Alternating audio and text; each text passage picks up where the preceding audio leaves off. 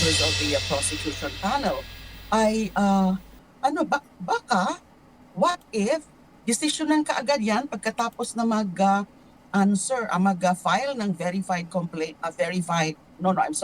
counter affidavit ni VP Sara, ay baka desisyonan kaagad tapos wag naman sana na sasabihin walang probable cause.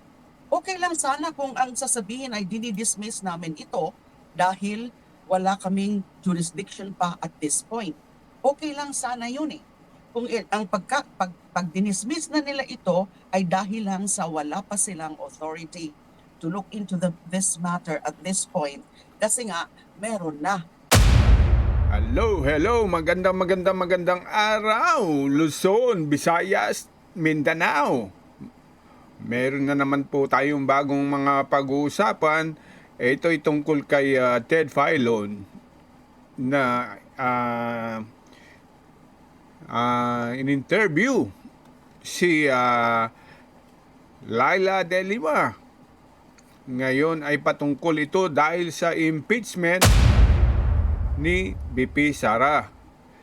So ngayon, ang mga House of Representatives ay parang gusto ng ombudsman i-contempt kung hindi sumunod sa mga gusto nila kasi sila ay naghahahi ng reklamo din sa ombudsman.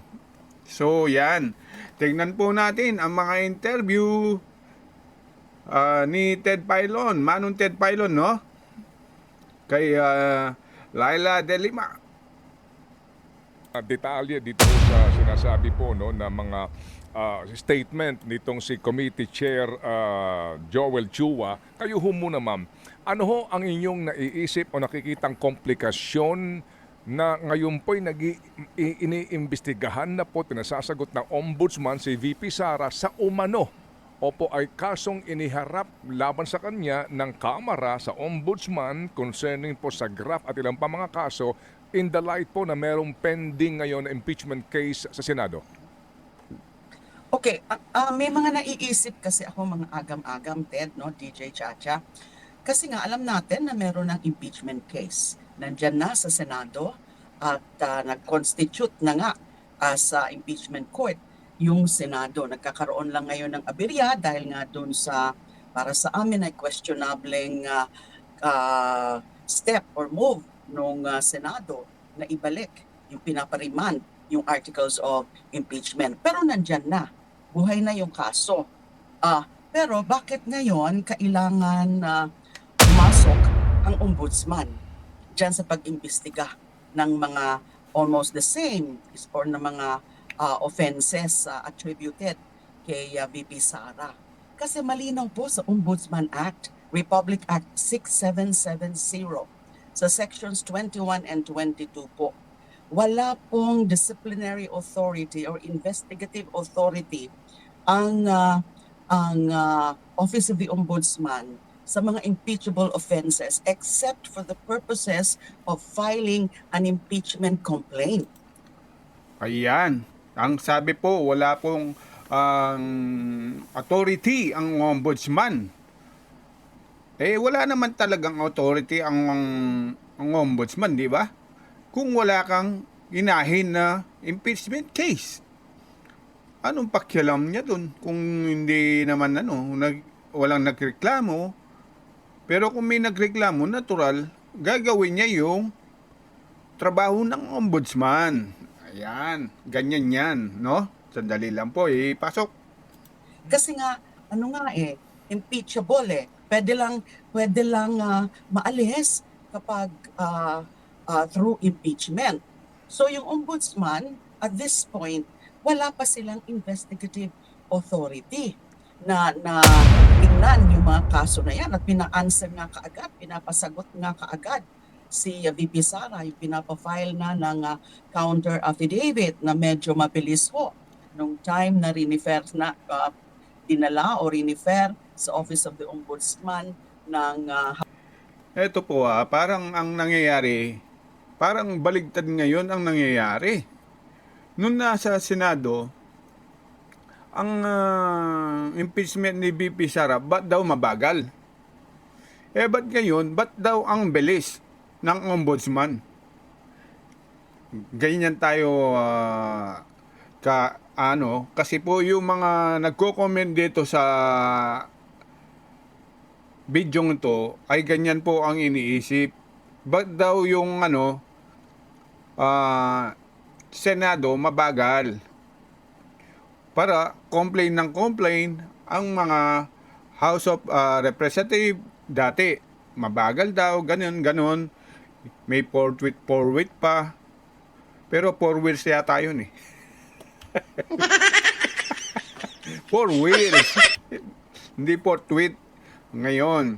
Ngayon naman, naghain ng petition din ka sa sa ombudsman, sina Joel Chua.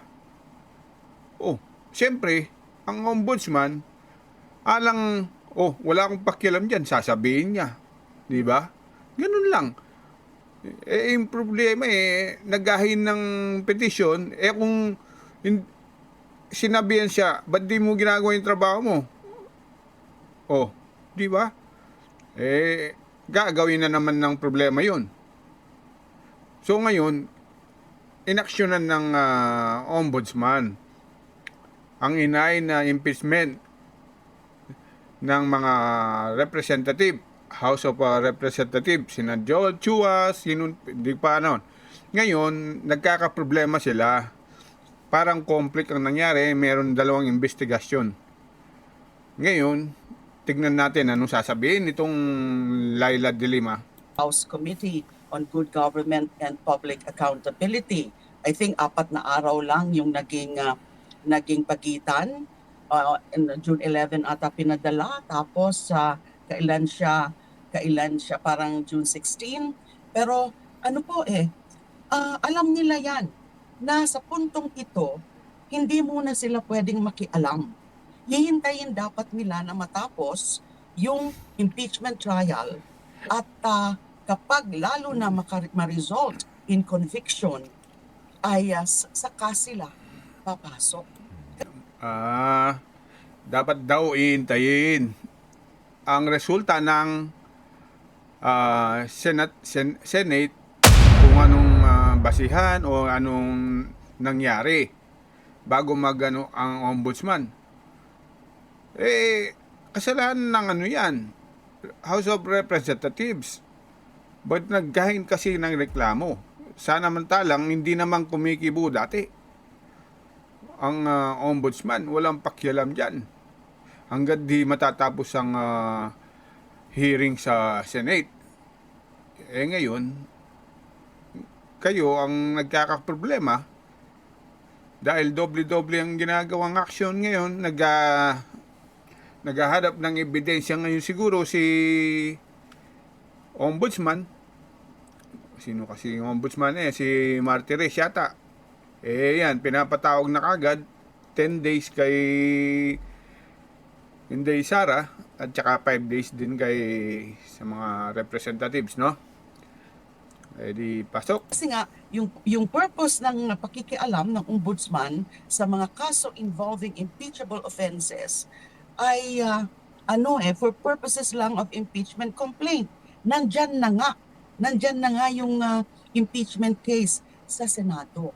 Kaya hindi mo mawawala sa isipan ng iba, kasama na po ako doon, at perhaps this is shared by the members of the prosecution panel, ay baka, what if, desisyonan ka agad yan pagkatapos na mag-file ng counter affidavit ni VP Sara, ay baka desisyonan ka agad. Tapos wag naman sana na sasabihin walang probable cause. Okay lang sana kung ang sasabihin ay dinidismiss namin ito dahil wala kaming jurisdiction pa at this point. Okay lang sana yun eh. Kung ang pag dinismiss na nila ito ay dahil lang sa wala pa silang authority to look into this matter at this point. Kasi nga, meron na. It's too late for them at this point to intervene dahil nga meron na impeachment complaint. Maybe in the future, lalo na kung wala na sa pwesto si VP Sara, kapag ma-convict na siya, o kaya kahit hindi siya ma-convict pero hindi na siya public official, hindi na siya vice president, baka meron pang mga ilang basis pwedeng magamit para sa pag-file muli ng another impeachment complaint. Kasi yung filing of another impeachment complaint hindi na pwede ngayon kasi may 1-year ban nga. So pwede lang sila after 1 year kung magdidesisyon din ang ombudsman na mag-file din ng impeachment complaint later. Pero sa ngayon, kailangan maingat ang magiging aksyon dyan ng Office of the Ombudsman. Dapat nga, sa pagkatanggap nila, in-archive muna nila. O kaya nag-issue ka agad sila ng a statement or an order or whatever, sinasabi nila na sa ngayon, hindi pa kami pwede o hindi na kami pwedeng mag-imbestiga dito sa itong mga aligasyon na to kasi nasa impeachment court na.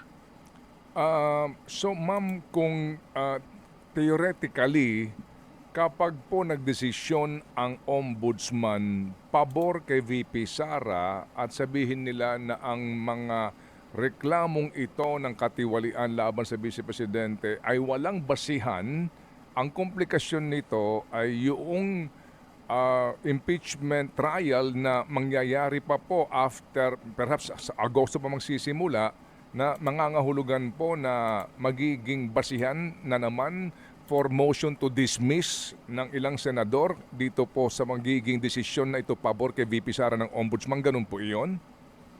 Hindi po malayo yung ganyang senaryo. Sigurado gagamitin yan ng defense para lalong yung madelay na naman dahil nga magmo-move sila, either sila magmo-move to dismiss o kung sino na naman sa mga senators, judges na nakita naman natin na umaasta sila bilang defense counsel, hindi as senator judges, na hindi talagang tahasan na yung pagpapakita nila ng partiality or bias in favor of VP Sara. Kaya yun po ang apprehension ko na kung ganon ang magiging action ng Office of the Ombudsman, kahit wala pa silang jurisdiction ngayon, dahil nga ay meron na complaint, meron ng kaso sa Senado, ay gagamitin talaga yan ng defense. Kaya naantala na nga ngayon naantala dahil nga doon sa sinubukan pa nila na ipa-dismiss, yung so-called de facto dismissal, pero hindi nangyari yon dahil nga merong amendatory move na ginawa si Senator Alan Peter, yung pag-remand. So hindi pa natin alam. Tapos in the meantime, hinihintay natin yung verified answer ni VP Sara dyan sa impeachment court. Tingnan natin kung yun ba talaga verified answer o baka naman motion to dismiss. Kasi posible yan na instead of filing a verified answer, motion to dismiss na lang, isa-cite nila more or less the same grounds nung mga binanggit doon sa motion ni Senator Bato de la Rosa at saka yung pending petition ngayon sa Supreme Court. So, so ayan po. Narinig niyo po si Laila de Lima tungkol sa interview ni Manong Ted, no?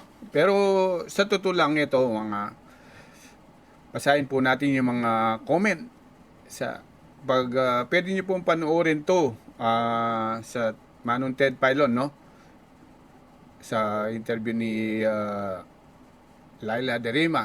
Sabi naman ni Jay Castro, kapag hindi naman mag-imbestiga ang ombudsman pagkatapos magreklamo o mag-submit ng Congress sa kanilang mga investigasyon, mag-negative comment naman ang ibang politiko, bakit walang ginagawa ang ombudsman? Yan ang sinasabi ko. Di ba? Ayan. Ngayon naman mabilis yung pag-action ng ombudsman, nagre-reklamo din. Ngayon, saan ba lulugar talaga yung mga nag-imbestiga? Kagaya na Senado, kagaya yung ombudsman. Di ba? Kaya ganun. Sabi ni Michael Ann Corpus, Ah, paanong hindi nagkialam ang ombudsman? Kayo ang naunang pumunta doon. Kung mabagal ayaw nyo. Galit kayo. Ngayon mabilis, galit nyo pa rin. Ay, nako. Oo. Di ba? Di ba? Oo. Sabi, Delima, magsama ka na lang kayo ni Trililing na magtanim ng kamote at puno ng saging sa bundok. Sabi ni Red Hot Dad, ewan ko sa inyo, ang gulo ng Duterte Martires, Duterte yan. Marshalo lang naman ang mapanagot lahat. Ibig sabihin Duterte daw siya. Kung Duterte siya, dapat din na niyang imbestigan yan, di ba? Ikaw rin talaga si Remigio Rano. Kung Duterte yan, maka Duterte, ba't niya imbestigan? Di ba? Kung ako maka Duterte, ba't imbestigan ko yan? Siyempre, ibabaliwala ko yan.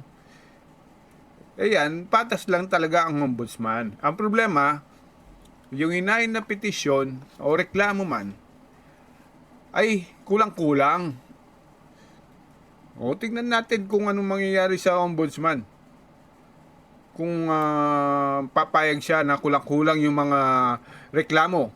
Alang itatapon niya lang sa basura yon, hindi niya babasahin. Nireklamo na yon. Ang may kagagawan dyan, kung sino yung nagreklamo. Kasi doble-doble, mabagal sa Senado, mabilis sa ombudsman. Di sa ombudsman, sayang. Hindi naman papasok ang ombudsman kung di nagpadala ang House of Representatives ng committee report na may ituturing na complaint against Vice President. At sinong nagsabi na walang investigative power ang ombudsman? Si Laila de Lima. Yan. Yan, tanong lang yan, ha? Laila, ayan, tanong ni Ray Morello, 5408. Isa yan sa trabaho nila. Natatakot lang kayo dahil posibleng walang makitang probable cause ang complaint. Complain, ganoon. Tung mga aktivista na talaga gusto nila yung sarili nilang interpretasyon ng batas lang ang masunod. Parang bagong wag ko nang basahin to. Pangit ang niya ba sinabi. So hindi na tayong pangit ang niya nabanggit ni Mr. DSMM 514. Yan ang kahit naman ng ganyan, responsihin natin sina Madam Laila, Sagot agad, daming pasabi. Bakit pinadalhan ng furnace report ang ombudsman? Ganyan. Pinadalhan kasi. Bakit binigay ng House sa ombudsman agad-agad na alam nilang may impeachment? Ay, ako po kasi nag-aaral sila, di ba? Ang daming abogado dyan, mga ilan. Kulang na lang sa 300 siguro yan. Yan. Nag-abogado, mga iba dyan. Ngayon, tignan natin ngayon kung anong mangyayari sa susunod na balita tungkol sa impeachment ni Vice President Sara Duterte sa Ombudsman na ngayon at saka Senado. So, huwag niyo pong kalimutan mag-subscribe, mag-like, mag-share sa ating channel. Ako po si Reaction by at PH. So, Yan po. Click nyo lang po yung notification bell para ma-notify po kayo pag mayroon po tayong bagong update dito sa impeachment, no? So, maraming salamat po. Syukran.